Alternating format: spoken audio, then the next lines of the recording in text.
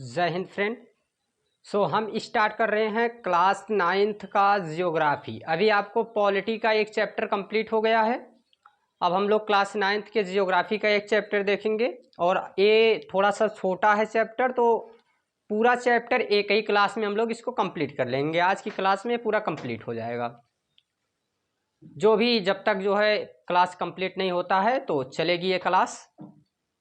Good evening सभी लोग जो है। चलते हैं हम लोग इसमें शुरू करते हैं। सबसे पहले अगर हम बात करें इस चैप्टर में, हम देख रहे हैं कि इस चैप्टर का नाम है भारत का आकार और स्थिति। एक दावा हम करते हैं आपसे कि अगर इस चैप्टर को आप पहली बार पढ़ रहे हैं या फिर कहीं आप ऑफलाइन क्लास ऑनलाइन क्लास कहीं भी पढ़ चुके हैं, या ऐसे बच्चे जो आज तक जियोग्राफी पढ़े ही नहीं हैं, तो ये दावा हम पेश करते हैं कि एक बार इस पूरी क्लास को पढ़ के आप जाइए। हम गारंटी लेते हैं कि आप भूलेंगे नहीं और याद तो करना ही नहीं है इसमें कुछ। आज की क्लास में ही आपको हम 4 से 5 ट्रिक दिखाएंगे और इसमें आप लोग देखिएगा कि कैसे जो है चुटकियों में ख़त्म हो जाएगा चैप्टर। कुछ नहीं है इस चैप्टर में। तो देखते हैं, हम लोग स्टार्ट करते हैं। तो लाइट भी आ चुकी है और ये क्लास थोड़ी सी लंबी चल सकती है, लेकिन देखते रहिएगा। तो स्टार्ट करते हैं। कोई भी डाउट हो आप लोग कमेंट बॉक्स में पूछ सकते हैं, जवाब दिए जाएंगे। तो स्टार्ट करते हैं चैप्टर की। सबसे पहले भारत का आकार और स्थिति में हम बात करने जा रहे हैं भारत की। दिखने में अगर किसी भी प्रकार की इसमें दिक्कत हो तो आप क्वालिटी बढ़ा सकते हैं। वहाँ क्वालिटी का ऑप्शन रहता है, आप सेटिंग में जाएंगे, एडवांस सेटिंग में जाएंगे और वहाँ से जो है आपको वहाँ क्वालिटी दिखेगा। उस पर आप 480 या 720 करके देखेंगे तो ये क्वालिटी बहुत अच्छी दिखेगी। इसमें जो है कोई दिक्कत नहीं है, सब दिखेगा। तो बाकी थोड़ा सा हम बड़ा लिखने का प्रयास करेंगे, क्योंकि पिछले क्लास में बच्चों का कमेंट था कि सर थोड़ा बड़ा लिखिए, दिख नहीं रहा है सही। आइए सबसे पहले हम बात करते हैं भारत की। तो भारत देश, ये रहा हमारा भारत देश। और कुछ बात है कि हस्ती मिटती नहीं हमारी, सदियों रहा है दुश्मन सौरे जहां हमारा। इसका मतलब है कि ये भारत देश है और इसकी हस्ती अभी तक नहीं मिटी है। अलग अलग देश से लोग आए, अलग अलग महाद्वीप से लोग आए और कुछ नहीं बिगाड़ सके इसका। बहुतों ने प्रयास किया लेकिन कुछ हुआ नहीं है। अलग बात है कि आर्थिक रूप से, सामाजिक रूप से कुछ परिवर्तन हुए हैं, लेकिन आज भी वैसे ही खड़ा है। तो देखते हैं इस भारत देश के बारे में। हमारा प्यारा भारत देश, इसके सबसे पहले हम बात करते हैं आकार की।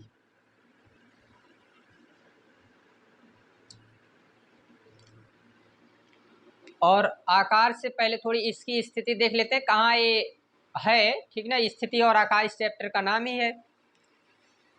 तो इसमें हम देखते हैं कि ये रहा ग्लोब। पहले थोड़ा सा आपको बताना है देशांतर और अक्षांश। अक्षांश और देशांतर जो है बहुत ज़रूरी है।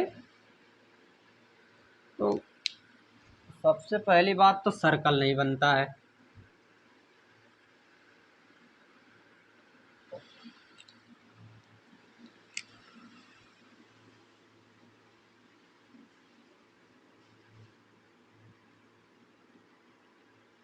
ठीक है, मान लेते हैं अच्छा सर्कल बन गया है।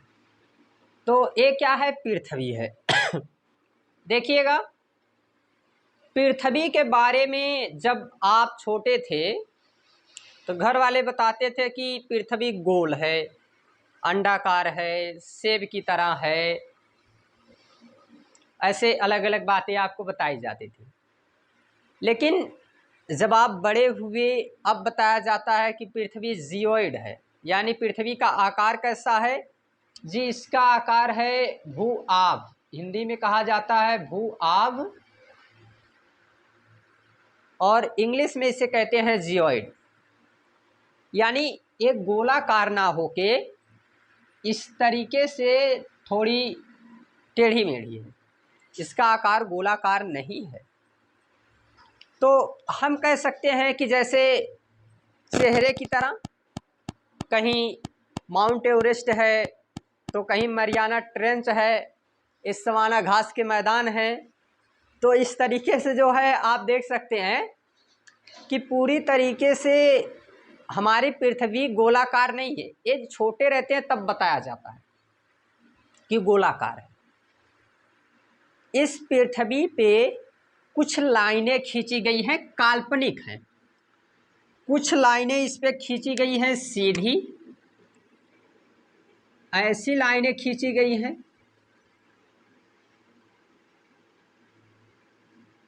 और इन लाइनों को हम नाम देते हैं, ये लेटी हुई है बेचारी, तो इनको हम नाम देंगे लेटीट्यूड।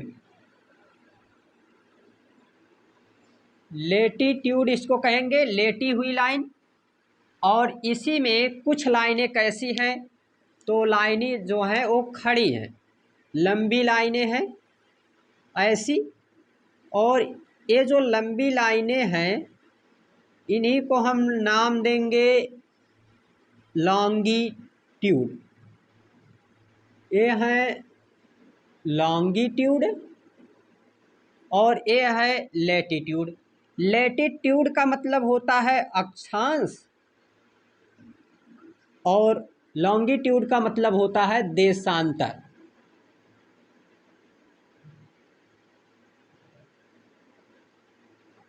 तो दो तरह की इसमें लाइनें खींची गई हैं, ठीक ना। तो दो तरह की ये जो लाइनें खींची गई हैं, जो लंबी लाइनें हैं उनको नाम देते हैं लॉन्गिट्यूड, और जो ऐसी लेटी हुई लाइनें हैं उनको नाम देते हैं हम लोग लैटिट्यूड। इसे हिंदी में अक्षांश कहते हैं और इसे देशांतर कहते हैं। इन रेखाओं में इसी के आधार पर कई चीज़ें तय होती हैं पूरे भूगोल में। सबसे पहली चीज़ कि इन्हीं के आधार पे हम देख सकते हैं कि एग्जैक्ट लोकेशन किसकी कहाँ है। पहला तो ये ध्यान देना है, इसी के आधार पे हम भारत की लोकेशन देखेंगे अभी। तो केवल इतना अभी अक्षांश और देशांतर में याद रखिएगा, बाकी फिजिकल जियोग्राफी जब कभी पढ़ाया जाएगा तो उसमें डिटेल में आपको ये बताया जाएगा टोटल कितने अक्षांश हैं, कितने देशांतर हैं, कौन सबसे बड़ी कौन सबसे छोटी, ये सब फिजिकल जियोग्राफी में पढ़ाया जाता है। तो इसमें अब हम देखते हैं भारत कहाँ है। तो भारत की अगर बात की जाए तो ये भारत देश उत्तरी गोलार्ध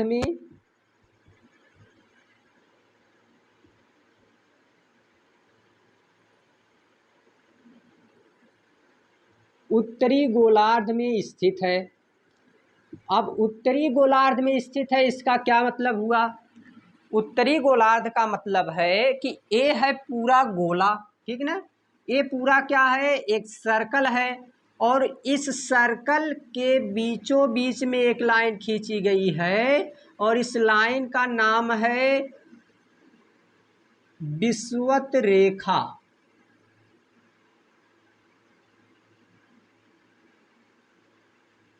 या फिर इसी का नाम है भू, मतलब ये पूरी पृथ्वी और इसके बीच से एक लाइन खींच दी गई तो हो जाएगा भू, और बीच से लाइन खींची गई तो मध्य।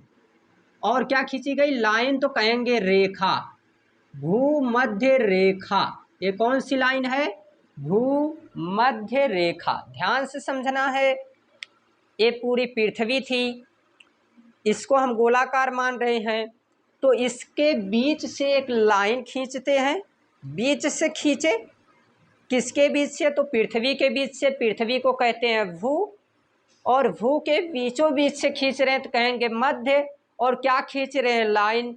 तो भू मध्य रेखा उसको कहा जाएगा।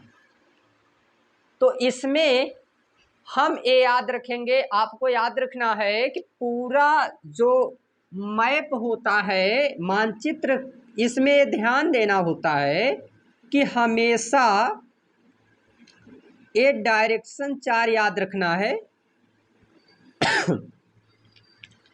ऊपर की तरफ हमेशा इसमें उत्तर रहता है, नीचे की तरफ हमेशा साउथ रहता है, मतलब दक्षिण। ऊपर नॉर्थ और नीचे साउथ यानी दक्षिण। और इस तरफ आप देखेंगे तो यहाँ ईस्ट और यहाँ रहेगा वेस्ट, मतलब पश्चिम। और यहाँ पूर्व। ये दिशा आपको याद रखनी है। तो इसी के आधार पे पूरे जियोग्राफी में देखा जाता है कि कौन ऊपर यानी कि कौन उत्तर दिशा में है, कौन दक्षिण दिशा में है, ये इसी से तय होता है। तो हमारा भारत उत्तरी गोलार्ध में स्थित है। तो इसके आधार पे हम देखेंगे, जब ऊपर की तरफ उत्तर है तो यहाँ इस पूरे गोले में ऊपर की तरफ क्या रहेगा? उत्तरी गोलार्ध। तो हम ये देख रहे हैं कि यहाँ पे अब क्या हो गया कि इस क्षेत्र को, इस जो भूमध्य रेखा है, इस भूमध्य रेखा से ऊपर की ओर क्या रहेगा? तो इधर रहेगा उत्तरी गोलार्ध। ऊपर की ओर क्या रहने वाला है? तो ऊपर की तरफ हमेशा आपको याद रखना है कि इधर क्या रहेगा? इधर उत्तरी गोलार्ध रहेगा। उत्तरी गोलार्ध, उत्तरी गोलार्ध है, ऊपर की तरफ उत्तरी गोलार्ध है। इसको इंग्लिश में कहा जाता है, उत्तर रहेगा तो उसको कहते हैं नॉर्थ, और गोलार्ध को कहते हैं हेमिस्फेयर। तो नॉर्थ हेमिस्फेयर इसको कहा जाएगा, ऊपर की तरफ उत्तरी गोलार्ध। अब नीचे की तरफ बात करते हैं, तो नीचे की तरफ इसी को क्या नाम दिया जाता है? इसको नाम दिया जाता है साउथ हेमिस्फेयर। साउथ हेमिस्फेयर का मतलब हो जाएगा दक्षिणी गोलार्ध।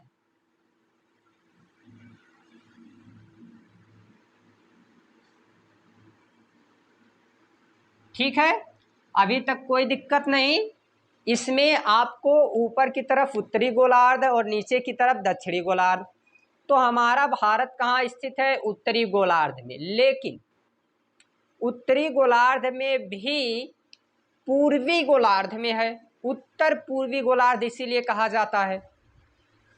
अब उत्तर पूर्वी गोलार्ध का मतलब ये हो गया कि अब हम ये भी देखेंगे कि इधर आपको हमने पूर्व बताया है, तो जब इधर पूर्व हम बता रहे हैं तो इसी में जो बीच में एक रेखा खींची गई है जिसको 0 डिग्री लॉन्गिट्यूड कहते हैं या 0 डिग्री देशांतर कहते हैं, इस रेखा से इधर का हिस्सा ये जो है, ये पूरा हिस्सा इधर का रहेगा।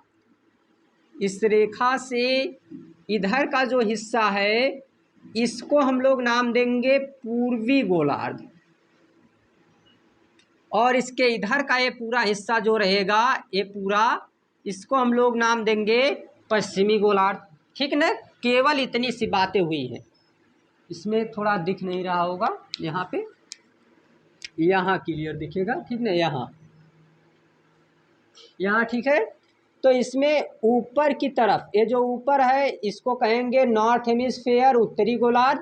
नीचे की तरफ साउथ हेमिस्फेयर, दक्षिणी गोलार्ध। इसी में रेखा खींच दिए तो ये पूरा का पूरा पूर्वी गोलार्ध कहलाएगा, और इधर एक क्या कहलाएगा? पश्चिमी गोलार्ध। ठीक है, अभी तक कोई दिक्कत नहीं। तो हमारा भारत देश कहाँ स्थित है? उत्तर पूर्वी गोलार्ध में हमारा भारत देश स्थित है, उत्तर पूर्वी गोलार्ध में। ठीक ना? ये बातें हो गई हैं। अब हम बात करते हैं कि उत्तर पूर्वी गोलार्ध में अगर स्थित है, तो ये सभी बातें अब हम हटा देते हैं यहाँ से। आप इसको नोट करना चाहें तो नोट कर सकते हैं, ठीक ना, स्क्रीनशॉट वगैरह जो भी आप लेना चाहें ले सकते हैं।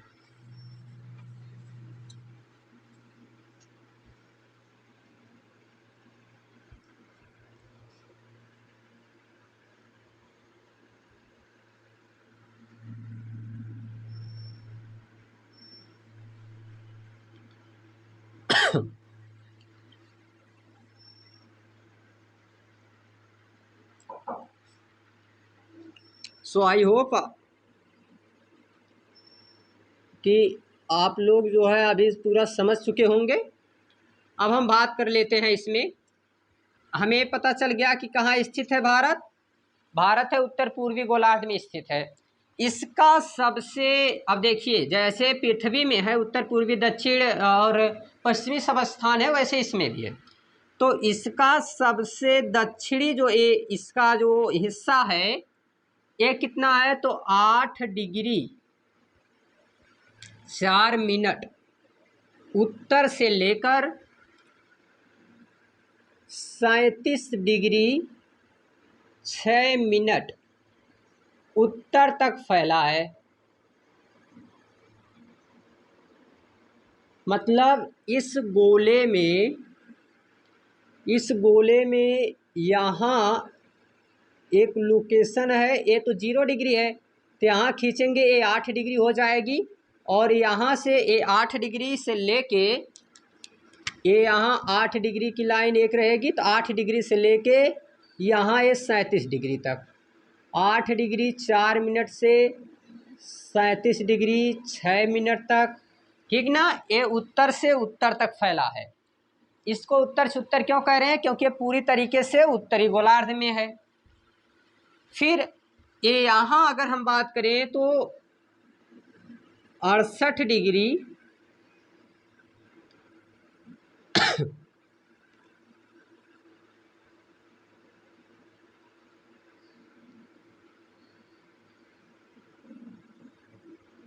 7 मिनट से इधर लिखेंगे 68 डिग्री 7 मिनट और इधर लिखेंगे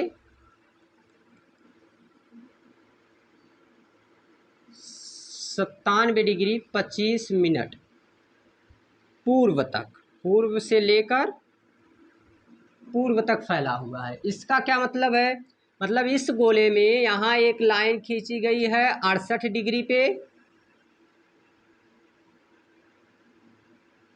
और एक लाइन और खींची गई है 97 डिग्री पे। तो ये जो बीच का खाली जगह बच रहा है, ये जो खाली स्थान है, यही पूरा का पूरा क्या है, यही भारत है।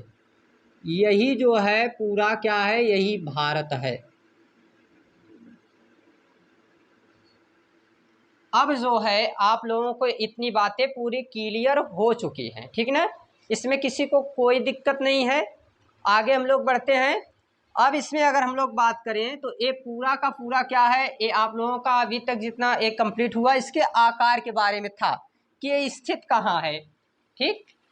अब हम इसमें अगर इसकी बात करें तो ये भारत देश जो हमारा है, ये पूरे विश्व का, ये जो पूरा विश्व है, ठीक ना, ये पूरा पृथ्वी है तो पूरे विश्व की ये बात है। तो इसमें जो है यहाँ पे स्थित है। अब हम बात कर लेते हैं इसके आकार की। अभी तो ये क्या थी, स्थिति थी।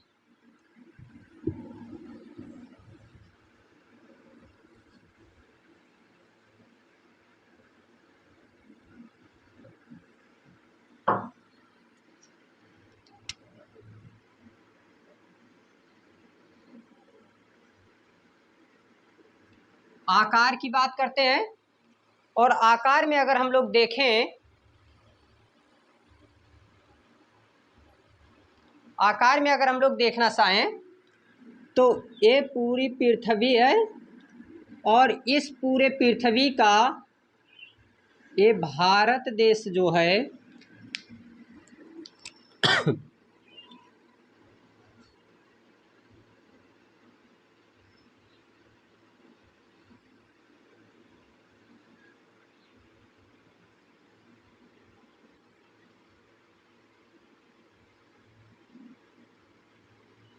ये जो हमारा भारत देश है, इस पूरी पृथ्वी का इसका जो टोटल क्षेत्रफल है भारत देश का कितना है, तो 32,87,263 वर्ग किलोमीटर। ये क्या है, इसका क्षेत्रफल है। भारत का टोटल क्षेत्रफल कितना है, तो 32,87,263 वर्ग किलोमीटर। और ये टोटल क्षेत्रफल इस पूरी पृथ्वी का ये जितना क्षेत्रफल रहेगा ये 100% माना जाएगा। तो इस 100% का केवल 2.4% है, केवल 2.4%। इस पृथ्वी का हम अगर केवल 2.4% हिस्सा निकालें तो इतना ही भारत का क्षेत्रफल है। पूरे पृथ्वी में केवल इतना है भारत, ये भारत का क्षेत्रफल है। लेकिन यहाँ पे एक चीज़ ध्यान दीजिएगा कि ये विश्व का 7वां सबसे बड़ा देश है, 7वां सबसे बड़ा देश है।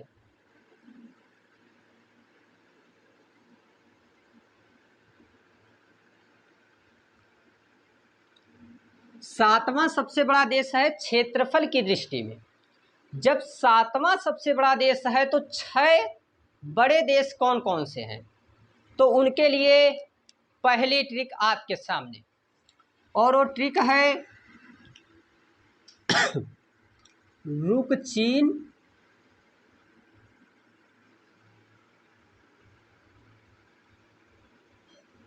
अब आ भारत। पहली ट्रिक है। और इसमें सबसे पहला जो है रुक चीन से, तो रूस से हो जाएगा रूस, और इससे का से हो जाएगा ये आपका कनाडा। अमेरिका का एक, अमेरिका महाद्वीप में, उत्तरी अमेरिका महाद्वीप में है। ये तीसरे नंबर पे चीन है, चौथे पे अमेरिका, ये अमेरिका देश है, और एक उत्तरी अमेरिका महाद्वीप है, तो उसका ये दोनों जो है क्या है, उसमें देश हैं। ये इससे क्या हो जाएगा, तो ब्राज़ील, बा से ब्राज़ील, और आज से क्या हो जाएगा, तो ऑस्ट्रेलिया। ओशिनिया महाद्वीप का एक छोटा सा माने बड़ा देश है, ओशिनिया महाद्वीप का सबसे बड़ा। और 7वें नंबर पे क्या है, भारत है। 7वें नंबर पे क्या है, भारत है। तो इस तरीके से क्या हो गए इसके, ये सभी के सभी, थोड़ा दिख नहीं रहा होगा, अभी क्लियर है, अभी क्लियर है क्या, ठीक, अभी सही होगा। तो इसमें क्या क्या है कि ये पहली ट्रिक थी आपके लिए कि क्षेत्रफल की दृष्टि से 6 बड़े देश कौन कौन से हैं जो भारत से बड़े हैं। वो भारत से बड़े देशों में आपका सबसे पहले कौन कौन आते हैं, तो रूस, Canada, China, America, Brazil, Australia, और 7वें नंबर पे भारत। ये तो सभी बताते हैं। हम आपको 3 और देश बताते हैं। 8वें नंबर पे अर्जेंटीना, 9वें नंबर पे कजाकिस्तान, और 10वें नंबर पे अल्जीरिया।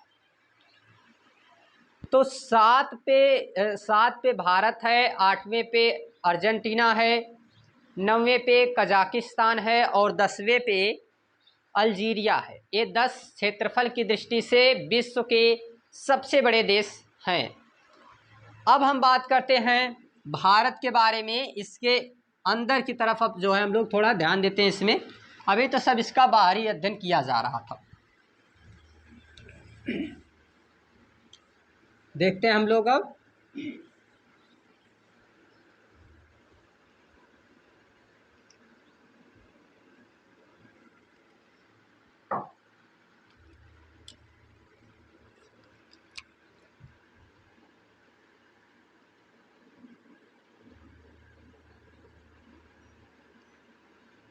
जितने बार ज़रूरत पड़े उतने बार मैप बनाओ। यही एक कॉन्सेप्ट है कि मैप कैसे बनाने आएगा। तो बस एक ही तरीका, जहाँ भी लगे कि मैप होना चाहिए तो बना दिया जाए, बस यही एक नियम है। इसमें हमने देखा 8 डिग्री 4 मिनट से 37 डिग्री तक फैला हुआ है, इधर 68 से 97 तक फैला हुआ है। अब हम बात करते हैं कि इसमें टोटल 28 राज्य हैं और 8 केंद्र शासित प्रदेश हैं।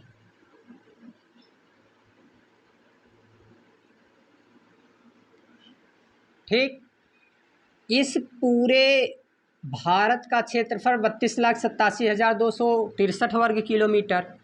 लेकिन यहाँ से आप नीचे की तरफ देखेंगे और यहाँ तक पूरा तो ये क्या कहलाएगा? ये जलीय क्षेत्र है, जलीय क्षेत्र।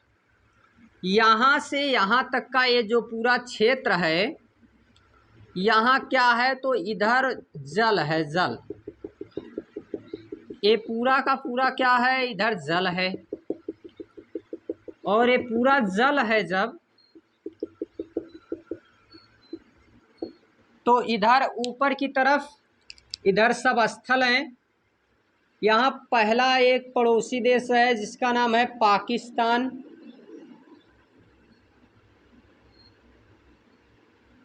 इधर आके थोड़ी सी सीमा लगती है केवल अफगानिस्तान की, अफगानिस्तान।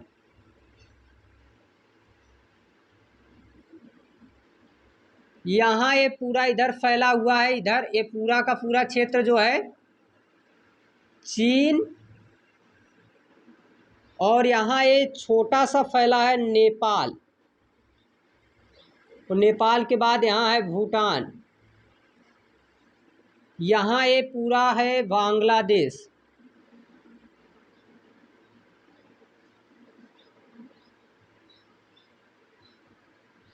इधर है म्यांमार। ठीक इस तरीके से घिरा हुआ है। तो भारत देश का ये जो स्थलीय क्षेत्र है, स्थलीय, यहाँ से लेके ये पूरा का पूरा क्षेत्र जो है, ये कितना क्षेत्रफल है तो ये है, ये पूरा क्षेत्रफल 15,200 किलोमीटर, 15,200 किलोमीटर। इसको हम थोड़ा नोट्स के रूप में इधर लिखते चलते हैं ताकि इसको आप नोट डाउन करना चाहें तो पॉइंट वाइज कर सकते हैं। आइए इसको हम लिख लेते हैं।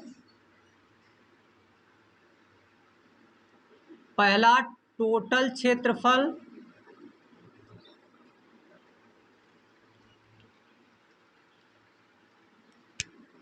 तो 32,87,263 वर्ग किलोमीटर। दूसरा क्षेत्रफल की बात, क्षेत्रफल के बाद जो है, जो इसका स्थलीय क्षेत्रफल है केवल भूमि यानी कि स्थल वाला, तो स्थल क्षेत्रफल इसका कितना है? स्थलीय जो इसका क्षेत्रफल है वो कितना है? तो स्थल में आप देखेंगे स्थलीय कितना है तो 15,200 किलोमीटर। फिर जली, यहाँ से लेके पूरा जल है, जल, तो ये जली कितना है? जलीय सीमा, ये ऊपर का स्थलीय सीमा कहलाएगा और नीचे का जो है ये क्या कहलाएगा? जलीय सीमा। ये कितना है? तो ये है आपका टोटल 7,516.6 किलोमीटर, 7,516.6 किलोमीटर। लेकिन यहाँ अंडमान निकोबार द्वीप समूह है, अंडमान निकोबार द्वीप समूह, और यहाँ लक्षद्वीप है। ये दोनों द्वीप समूह हैं हमारे भारत देश के। तो इनको अगर जोड़ के हम देखते हैं तो 7516.6 किलोमीटर। लेकिन अगर इसे हटा के केवल मुख्य भूमि देखें तो 6100 यानी 6100 किलोमीटर है केवल। तब कितना हो जाएगा केवल मुख्य भूमि का? अगर केवल हम मुख्य भूमि देखेंगे तो मुख्य भूमि का 6100 किलोमीटर है। ठीक, अब हम बात करते हैं कि टोटल क्षेत्रफल कितना था, तो 32,87,263 वर्ग किलोमीटर, जो पूरे विश्व का केवल 2.4% है, ये याद रखना है। अब हमें देखना है इस भारत देश में जलीय सीमा लगने वाले जितने राज्य हैं उनका नाम। सबसे पहला आता है गुजरात।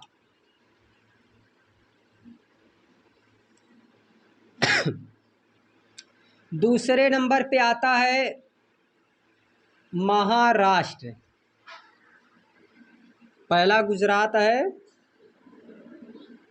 दूसरे पे महाराष्ट्र है,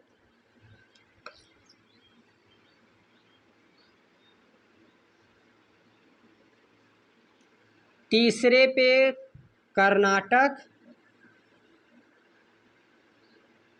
ये रहा कर्नाटक,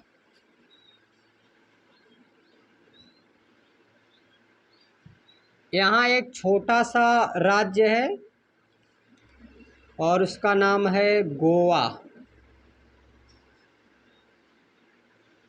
फिर नीचे है करेला बेचारा, केरल,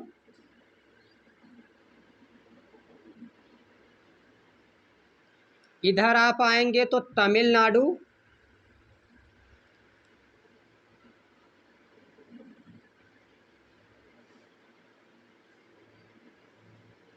यहाँ आप देखेंगे तो आंध्र प्रदेश,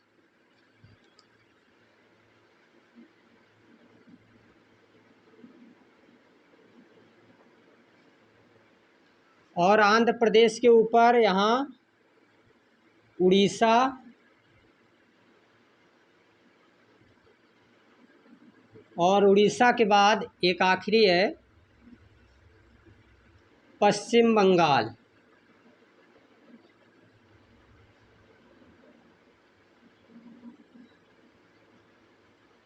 ये कौन राज्य थे? ये उन राज्यों के नाम हैं जो जल में, जो जलीय सीमा जिनकी जो है लगती है जल में, मतलब ये जलीय सीमा वाले हैं राज्य। और ऊपर इधर हम लोग देखते हैं तो ये क्या जितने थे ये सभी स्थलीय थे, और नीचे की तरफ क्या है, ये सभी के सभी जलीय हैं। तो इन्हें हमें ध्यान देना था। जलीय में कौन कौन है? 9 राज्य आते हैं, गुजरात, महाराष्ट्र, गोवा, कर्नाटक, केरल, तमिलनाडु, आंध्र प्रदेश और उड़ीसा और पश्चिम बंगाल, ये 9 राज्य हैं। सबसे बड़ा इसमें जो है वो गुजरात है। गुजरात की सीमा सबसे अधिक लगती है, जलीय सीमा। तो ये चीज़ आपको पूरा याद रखना है। ठीक, इसके बाद हम बात कर लेते हैं गुजरात, महाराष्ट्र, कर्नाटक, केरल, तमिलनाडु, आंध्र प्रदेश, उड़ीसा, पश्चिम बंगाल और इधर जो है ख़त्म, मतलब ये 9 जो है आपके, और एक छोटा सा है गोवा। ठीक है ना। अब हम लोग इधर स्थल में अगर बात करें तो स्थल में कौन कौन से देश हैं जो हमारे पड़ोसी देश हैं? तो पहला पाकिस्तान, दूसरा ऊपर उसके अफ़गानिस्तान, इधर जो है आप देखेंगे तो चाइना और नेपाल और भूटान, फिर इधर म्यांमार और यहाँ बीच में बांग्लादेश। किस राज्य से किसकी सीमा किस देश से लगती है ये भी थोड़ा ज़रूरी है। तो इसमें सबसे पहले अब हम देखते हैं चाइना जो लगता है, पाकिस्तान लगता है, इनमें सभी के बारे में हम थोड़ा थोड़ा जो है देख लेते हैं कि कौन कौन राज्यों से इसकी सीमा लगती है। इसको आप लोग नोट डाउन कर लीजिएगा, ठीक ना, इसको नोट डाउन आप कर सकते हैं। तो अब हम चलते हैं आगे।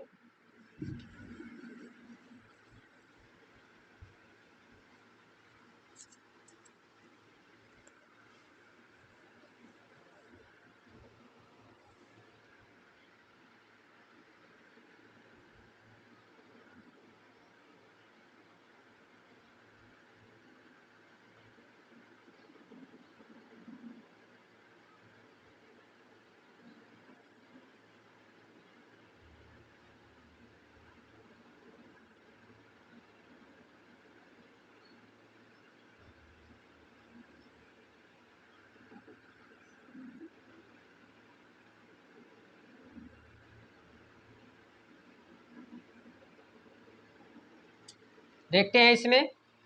सबसे पहले ध्यान दीजिएगा कि यहाँ पे है पाकिस्तान,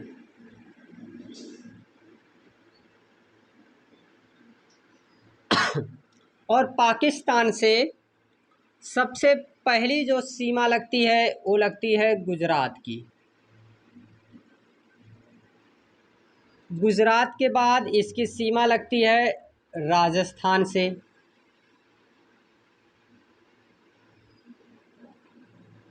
राजस्थान के बाद इसकी सीमा जो लगती है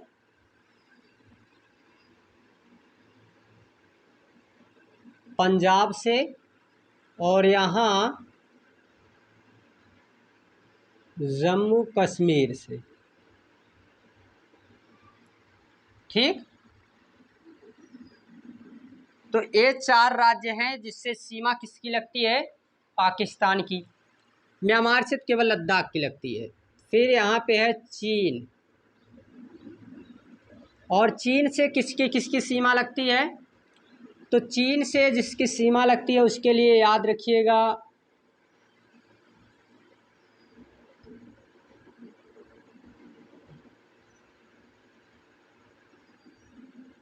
सालू। ठीक ना, ये क्या है, ये है ट्रिक है। तो इससे हो गया सिक्किम, हिमाचल प्रदेश, अरुणाचल प्रदेश, लद्दाख और उत्तराखंड। वो यूपी की नहीं लगती है, यूपी की सीमा इससे नहीं लगती है, याद रखना है आपको। यूपी की सीमा जो है चाइना से नहीं लगती, उत्तराखंड की सीमा लगती है।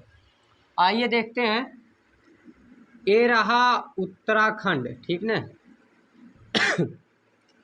उत्तराखंड थोड़ा इधर और बनाते हैं, यहाँ उत्तराखंड, सिक्किम और उत्तराखंड, सिक्किम और साथ में इधर अरुणाचल प्रदेश, यहाँ हिमाचल प्रदेश, और अभी तो कोई बचा नहीं है। इधर लद्दाख की कुछ सीमा लगती है, तो लिखते हैं हम इसको। पहला लद्दाख, दूसरा हिमाचल प्रदेश,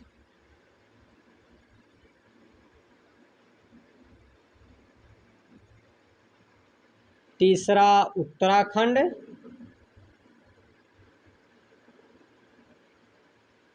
ये है सिक्किम, और ये रहा अरुणाचल प्रदेश।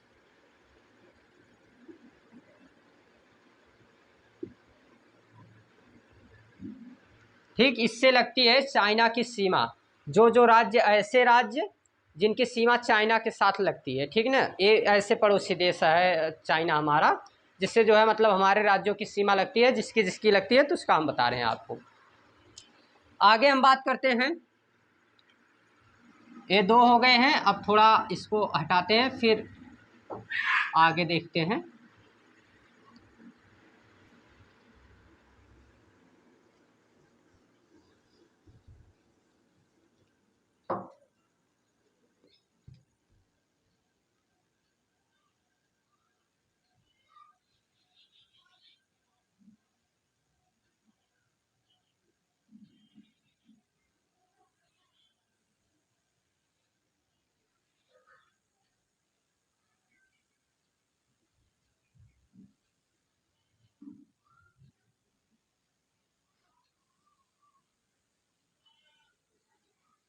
इसमें अब आपको ध्यान देना है, अभी तक ये जितनी सीमा, इधर पाकिस्तान, चाइना हो गया, अफ़गानिस्तान का। अब ये नेपाल है, तो नेपाल के साथ केवल उत्तराखंड, इधर उत्तराखंड की लगती है, इधर यूपी की लगती है। ठीक ना, इधर बिहार की लगती है, सिक्किम की लगती है, और यहाँ से गया है पश्चिम बंगाल। तो यहाँ इसको याद रखना है। भूटान की बात करें तो इधर पश्चिम बंगाल भी थोड़ा सा, सिक्किम भी है, इधर असम है, और इधर अरुणाचल प्रदेश है। पश्चिम बंगाल के बाद इधर जो है मतलब बांग्लादेश में बात करें तो इधर से पूरा पश्चिम बंगाल, इधर से इधर मेघालय और असम का भी, और साथ में इधर से आता है त्रिपुरा, त्रिपुरा के साथ जो है ठीक इसकी सीमा लगती है इधर। त्रिपुरा के साथ ये मिजोरम भी रहेगा, इसमें मिजोरम। म्यांमार बस जाता है तो म्यांमार में इधर अरुणाचल प्रदेश, नागालैंड, मणिपुर, मिजोरम, ये जो है इसकी सीमा लगती है। तो पूरे हमारे पड़ोसी देश जो जितने हैं तो उनकी सीमा किसके साथ किसकी लगती है, ये हो गया, ठीक ना। अब हमें बात करना है, अभी कई इसमें ज़रूरी बातें पड़ी हुई हैं।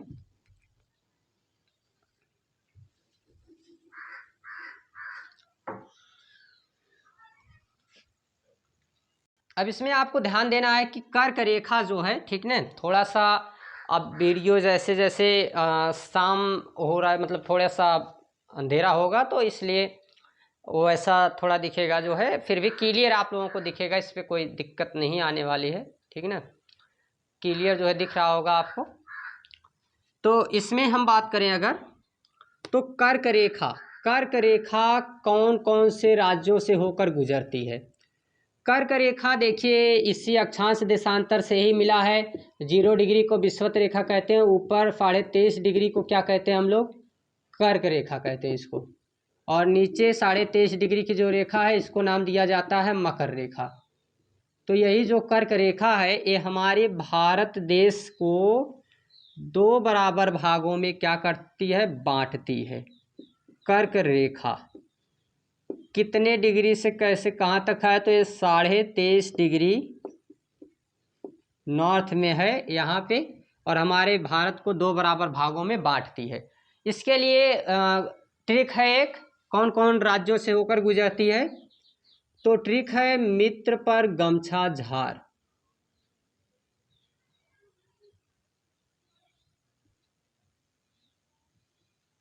और इससे आपका हो जाएगा, ये है मिजोरम, ये है त्रिपुरा,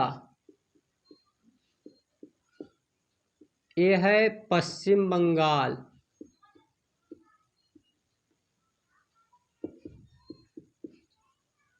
ये है राजस्थान, ये है गुजरात, ये है बीच में मध्य प्रदेश, दिख रहा होगा उधर मध्य प्रदेश लिखे हैं, राजस्थान के बाद मध्य प्रदेश लिखे हैं। ये है छत्तीसगढ़, और ये पूरा झार से झारखंड। तो 8 राज्य हैं, 8 राज्य हैं। लोकेशन भी इसकी देख लेते हैं हम।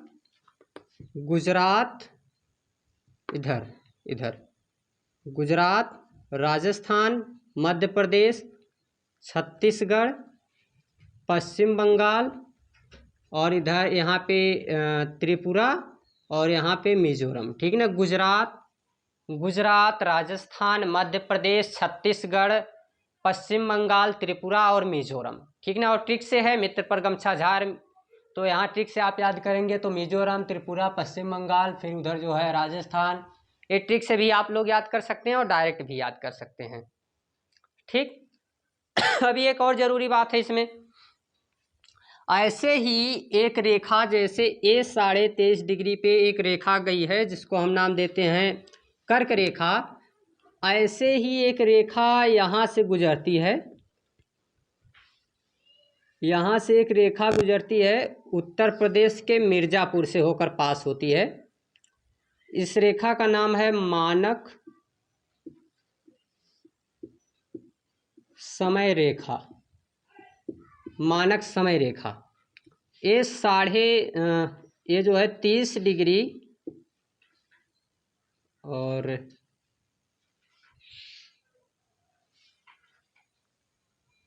ये जो मानक समय रेखा है हमारी,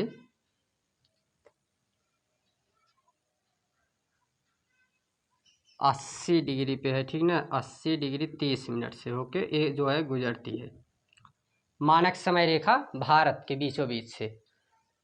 इस पे अगर हम बात करें तो ये मानक समय रेखा जो है ये 8 राज्यों, इधर जो है 4 से 5 राज्य है, इसके लिए एक ट्रिक याद रखना है, ये चल क्यों नहीं रहा है? ठीक, इसमें याद रखना है ओ, उधर नहीं, इधर लिखते हैं इसको, ओ मुच, मतलब ओ से हो जाएगा उड़ीसा, यम से हो जाएगा मध्य प्रदेश,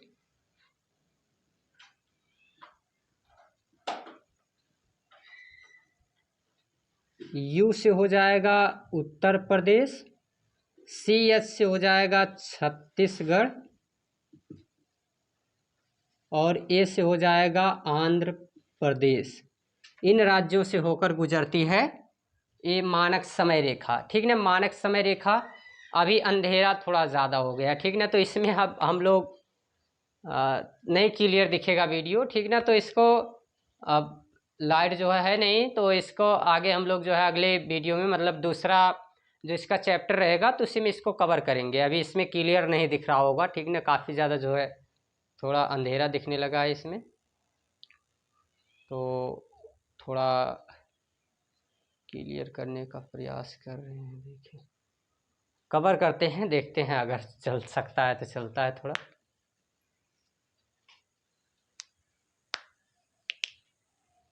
ठीक, देख लेते हैं, ठीक ना।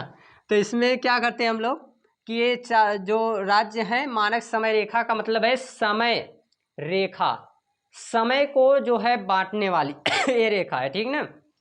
इसका कॉन्सेप्ट है कि हमारे भारत देश का आप जब देखेंगे तो यहाँ से लेके और यहाँ तक ये जो पूरी दूरी है, दूरी ये कितनी है? 2933 किलोमीटर। और यहाँ से यहाँ तक के नीचे की जो दूरी है, इधर से ऊपर से नीचे की तरफ, ये 3214 किलोमीटर है, ठीक ना। तो ये 2933 किलोमीटर और ये 3214 किलोमीटर। और अगर डिग्री में देखें तो करीब 30 डिग्री का अंतर है, 30 डिग्री का अंतर है। और ये 30 डिग्री का अंतर जो है तो पूरे के पूरे 2 घंटे का अंतर है। मतलब हमारी जो पृथ्वी है,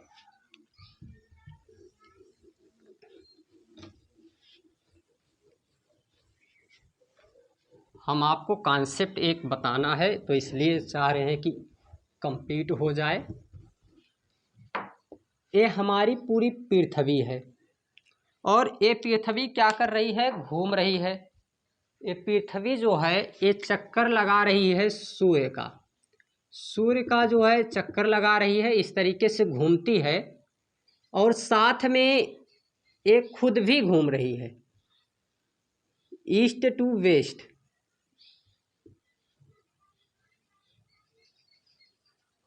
तो ये घूम रही है। अब ये घूमती है जब तो इसके घूमने के कारण क्या होता है, क्या हम देखेंगे कि हमेशा जो है ये जैसे जैसे सूर्य की, ज़्यादा अंधेरा होता चला जा रहा है।